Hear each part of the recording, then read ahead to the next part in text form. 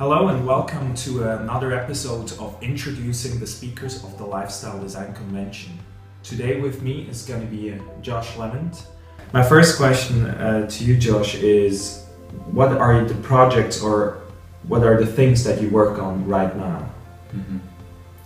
Okay, there's a few things. So really the most important to me is my coaching practice.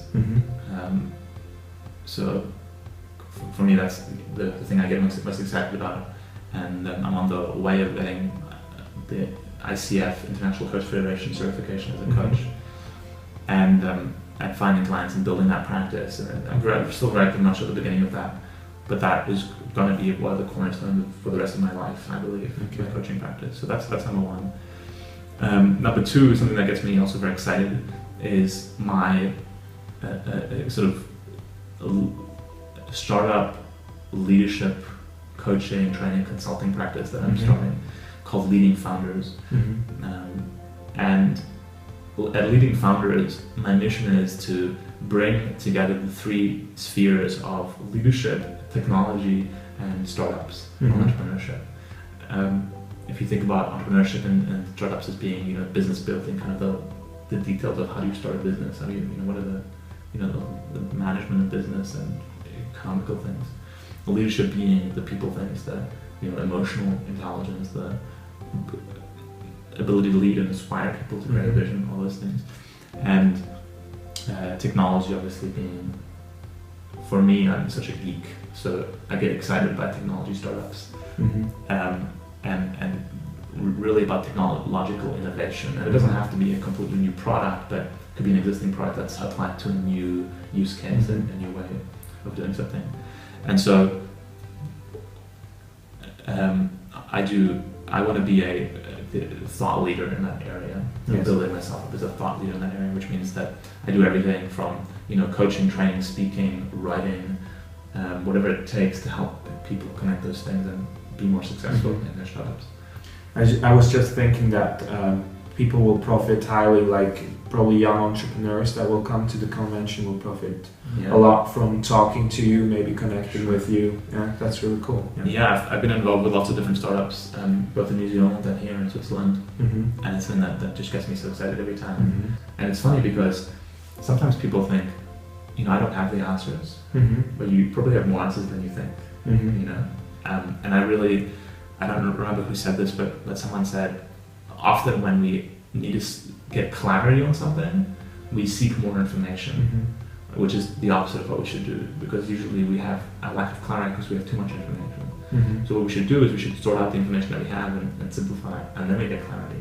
That makes sense, right? Because clarity is about focus and simplification. So if you can get rid of information that's not relevant, that gives you clarity. I can very much connect with that, because I was a lot of times in my life in a situation where I thought like more knowledge hurts me, and I could feel it, but I still was going for it because it was easier than actually taking action, than actually doing the thing. It was like an excuse, like okay, I will start that, but before I will just get a lot of information about it first, and then I will go for it. Okay. And that is the problem that I struggle with as well, but the way I view it now is that I love seeking new information, but I think not everyone should do that, not everyone has to do that. So because I want to be a thought leader, the idea is that I'm the one who gets connected and has lots of knowledge, and I summarize it and then simplify it and I make it easy. But not see it as an excuse not to take action. I think that's the difference. Like I really love to get as much knowledge in as possible, but not before I actually started something. So I'll give you an example. When I started that convention, like I still try to get a lot of information about marketing, about selling, about how to get you guys to come to this convention. But I'm doing it on the way, and I find that a much more powerful way of getting knowledge is just go and do it. Absolutely. And what I found is that it's so interesting because the problems you expect to have at the beginning are not the problems that you actually face. And so until you start, you don't even know what you need to find out. So I think Seth Godin says, start before you're ready. Just start before you're ready, because when you're ready, it's too late. It's that perfectionism that comes in the way a lot of times, that we think like everything has to be set, and so people think that I'm awesome. It's also a little bit like that, right? So people cannot criticize me, so I'm going to be perfect when I start, but that's actually the wrong way to do it. Absolutely. I feel like an idiot a lot of times when I upload some stuff on YouTube and I think, it's not perfect. It's not perfect. It's far from perfect, but I'm doing it anyways. I train myself literally like to just push out content, even though it's not perfect, because it's still better than doing nothing. And there's an entrepreneur in Auckland who told me this, and it's a quote I remember to this day, word for word. He said, "Don't let perfect get in the way of better." Don't let perfect get in the way of better. Yes. Because it's so easy to focus on perfect, but if you just focus on better, just one step at a time, every day better, you're going to go so far. You're going to further than you imagine that perfect to be. But if you're focusing on perfect all the time, you're going to make no movements at all, because you can't go from perfect doesn't exist, so there's no way to get to perfect, right? And I feel that society taught us in some twisted way to try to strive for perfection. Like, I don't know why, but I always feel pressure to be perfect, to do it to do it really top notch, and that's one of the biggest epiphanies that I had in the last years, is to like let go of that. It's okay not to be perfect, and it's such a nice feeling. It's like, okay, I don't have to. Yeah, very much so. Yeah. You gotta be the how should I say, the host, the moderator of the whole thing, and the reason Josh will do that is exactly because he's able to see something complex or see a lot of information, really condense it down. So what you will have during the convention is that we're gonna have a talk of one of the speakers, and you will come in and you will actually you will try to get like the most important information and like try to simplify it for the people, to connect the different speeches also together, so you see the bigger picture, and maybe sometimes I had that I felt like this guy talked about a completely different thing than this guy, but if I have somebody who explains me, is that like, well, actually not really, because a lot of things really connect with each other. I think that's a cool thing. Yeah, so that's going to be the one part that you will connect and like simplify and condense the most important information, so people have a what was the word, cohesive experience. Like that thing that they go out with some ideas. And the other thing, it's going to be like a little booklet that you will have during the convention, where you can take notes, but also between the talks we'll ask you actually to fill in the goals that you have, maybe for 5 years, to fill in the values, whatever really fits the talk. So you actually go out and have something tangible, you have something in your hands that you can take out of the convention that really brings you value, that you can say, okay, now I have the momentum, now I will start working on this, and it's not just like, well, that was a great event, let's go back to normal life then. Very inspiring, and I felt that at a lot of other conventions that was the problem, that you didn't feel like you felt inspired, but at the same time you just had like this few papers, right, that you worked with. And I think it's a cool thing to have a booklet, something that tangible that you can get out of it. Yeah, so the last page of the booklet is about, it says momentum on it, and it's just about what are the next actions you're going to take. Because if you're clear and you're excited about what you're going to do next, it's easy to take action. And if you have that next action, it doesn't matter if you know what you're going to do in 3 months from now. Like, it just really, especially after a transformation experience like a 2-day amazing convention with all these great speakers, you need to know what you're going to do the day after. Exactly. Because if you know what you're going to do the day after, you can know what you're going to do the day after that and the day after that. Absolutely. And I remember when I went to a convention, it's called the 21 Convention, was or it still is a convention just for men. And there were like a lot of speakers about different topics, and I just came out of there and I felt different. And the people that I connected with they're still friends till this day. So I have coaches coming to this convention that I actually got to meet there. So if you think, well, it's a lot of money, that might be the case, but the value that you get out of it, it's just amazing. And I can honestly say I believe in that. The value that you will get out of this convention will be so much higher than the amount that you spend. And I know it's hard to believe, especially when you're at the beginning, or it's not even hard to believe, but you're doubting, you're not sure, and yeah, you have to make that decision. And yeah, that's just the case. Yeah. And I believe these kind of events will, the main value of these kind of events is the networking. It's not even the speeches that you will have that will blow your mind, but it's also the networking. Absolutely. Since you're so alone when you're somebody who's ambitious. Like, there are not a lot of people around in your social circle that have the same ambition that you have. Yeah. And that's completely normal. It's normal to be not ambitious. And you are, so you're not normal. So you have to connect with people who are not normal and who want to get more out of their lives. Absolutely. And that's the reason why I did this convention. I guess that's the reason, why Josh connected with me so well, because he's also not normal. And he's also very ambitious. And yeah, it's so true. You know, you become like the people you surround yourself with. So Yeah. if you want to do amazing things in your life, you need to surround yourself with people who are doing that as well. Otherwise, you're fighting such an uphill battle. And if you surround yourself with the right people, you'll find that it becomes so easy. It becomes effortless, and it becomes really enjoyable. So yeah, I'm looking forward to meeting all of you, because I love to meet excited and ambitious people. I can't meet enough of them. Yeah. Maybe you want to speak a little bit about your journey to the people? My journey. I was thinking about this, and it's kind of difficult. Where do I start? You know, in terms of kind of my personal development journey, I think it started when I was 12, and what happened was my parents sent me to a private school for 1 year where they taught meditation. And that's transformation. As a 12-year-old learning meditation, I think it would be fantastic if all 12-year-olds learned meditation. But I learned it, and it just really gave me a perspective on life, the ability to relax myself and calm down, be more in control of myself. But for a few years after that, I think that kind of disappeared. I forgot about it.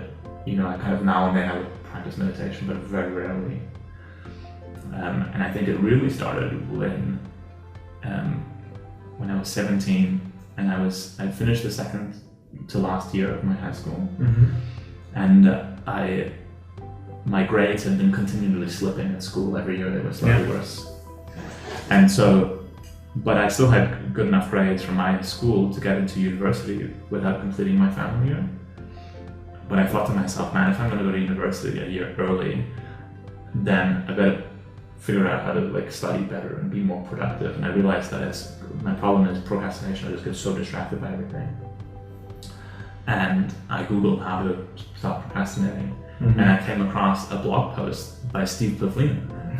So that's an interesting. Which is going to be a speaker, of course, at the convention, which is nice. Yeah. Which really excited me when Kai told me that. I was like, okay, I really want to be there, because Steve, started my personal development journey when I started reading. He wrote this post on procrastination, and I started reading all his other posts on his website, and it led me to, I think, everything that I've kind of learned in personal development has kind of somehow branched from there. So that. Yeah, is it that I but then what really had a huge impact in my life is that I spent a few months after something on my blog, and I started reading a lot. Well, the first thing that happened is I read a book called The Way of the Peaceful Warrior, which also transformed my life, and I read that once a year for about 5 years, and it kept learning more and more from it. And then, but the biggest thing was spending 7 years of my life in a student organization called ISAC, which the purpose of that organization is to develop leadership in young people. And I thought to myself, I think they had a picture of Bill Clinton or some other world leaders on their posters and said, "Do you want to be a leader?" And I said, yes. So I signed up, and I kept learning more and more. And I think also in 2006, that same year, I discovered TED, and I started watching TED Talks like crazy. I think in that first year, I think I watched 200 TED Talks, and I've watched so many of them. But yeah, it was really a nice like where after a while I realized, you know, we get to choose what we want to do with our lives. We get to choose the meaning of our life. Mm-hmm. When I was 15, 16, I was like many teenagers, a little bit emo, a little bit negative, a little bit depressed. I was like, what's the point of life? You know, why am I here? And when those kind of things came together, you know, Steve Levent blog and TED and ISAC and The Way After Peace of War, and all those 3-4 things told me that one, you are the kind of owner of your own life, you're the creator, you're the storyteller, and you get to write your own story. And then the second one was, an awesome story is changing the world. If you can write any story, what's more exciting, what's more inspirational, what's more motivational than saying to yourself, I'm gonna change the world. And I set myself that goal when I was 18. I said to myself, I'm gonna change the world. And I actually ran to be the president of the chapter of ISAC at my university. And I wasn't elected, I was rejected. They elected someone else. And I realized at that point that vision isn't enough. It's not enough to say, here's what I want to achieve, here's where I want to go. No matter how exciting, how awesome that vision is, the vision is not enough. Mm-hmm. And there's so many other leadership skills in terms of communication, in terms of management, organization that I lacked, and that made me really, really determined to learn those skills. And I think that's really where my journey then continued for about 5 years. I stayed in the organization and I told myself I'm going to learn everything I need to become someone who can change the world. Mm-hmm. And you told me earlier you were going to ask me about my biggest failure, and it happened a couple of years ago when I continued with this organization until I ended up, they have this is a global organization, something like 90,000 members around the world, mostly volunteers, but in most countries they have a paid national team that runs the organization, and they do those roles for about 1 year. And so you spend 1 year, you get elected, you spend 1 year working on the national team, getting paid, and then you move on. And mostly people learn so much in that year that they start awesome careers afterwards, and they go really, really far really quickly. Well, I made myself that goal early on, and I was then the national president of ISAC in New Zealand. And I did that for a year, except that halfway through I got fired. And that is my biggest failure. And I think you've seen my TEDx talk, and I talk about that there. Yeah, I think that's a really important thing. Like, go on YouTube and look for Josh Levent TEDx. Yeah, I like that talk very much because you went there into the details of that situation. Yeah, actually, the really beautiful thing about that kind of speech, or the talk I gave at TEDx in London, was that the guy who got me to speak there, he was the speaker liaison for the TEDx Square Mile team. He was on the... What's that, the Square Mile team? So TEDx Square Mile is the TEDx version that I spoke at. Oh, okay. And Square Mile is the kind of financial district in London, so that's where the TEDx was held. So the speaker liaison guy is a very good friend of mine, a guy called Schnee, and he got me to come and speak. And we had talked about the topic of epiphany I had around emotional intelligence, which is what I spoke about. Because that's kind of what my problem was, why I didn't succeed, was because I was really lacking this emotional intelligence.